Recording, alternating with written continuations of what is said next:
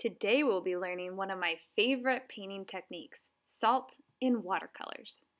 To get started, you're just going to be using your regular watercolors, a half cup of water, your brush, and the secret ingredient, some salt.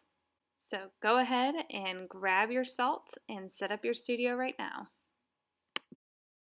Remember that you are not supposed to be just drawing or painting what I am painting. Instead, you're going to be drawing something that's important to you. So I'm drawing a basketball and a tennis ball and football today just for some fun, something different. But you could just do some fun colors, laying them down, and then drop your salt into them. It's up to you, but you get to choose the image that you are going to paint. Don't forget that you can always use your pencil and do a drawing before you start painting. So if you do not know what you're going to be painting yet, go ahead and do that drawing. But first I'm just going to use a lot of water, and I'm going to get that paint looking really beautiful and bright and colorful. And you're going to be painting your design just like normal. So totally like normal first. So I'm going to speed up my video so that I can get to the part where we're using our salt. But you're going to be taking your time whenever you go ahead and start painting. Notice since I didn't do a pencil drawing before, I'm making an outline of the shapes that I'm going to be painting, and then I go ahead and fill them in. So you could kind of try the same thing, make an outline and then fill it in. So now I'm ready to go ahead and start using my salt. I'm going to grab just a little pinch of salt at a time and drop it into your watercolors while the watercolors are wet. That's very important. You need your watercolors to be wet when you do this.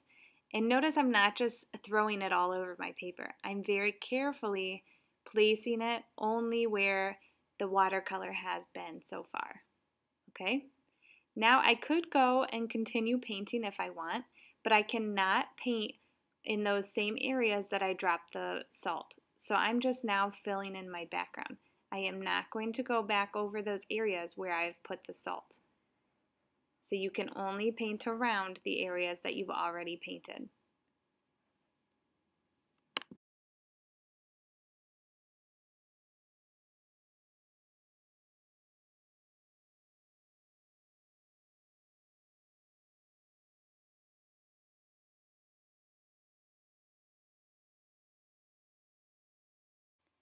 Alright, now it's time to let that salt dry.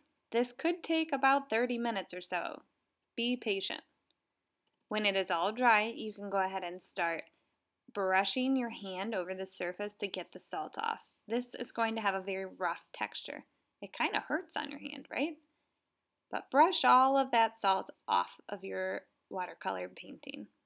Now you could go back and add details, like the lines on my basketball, my football, and my tennis ball. So I'm swirling and twirling my brush very carefully in my watercolor. Make sure you have enough water on your brush. And now I can really just use the tip of that brush to make some nice lines on these sports balls.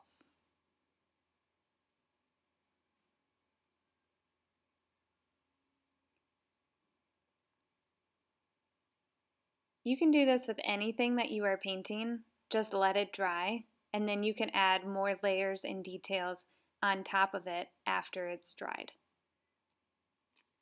And then it's done. I hope you guys have fun using salt with your watercolors.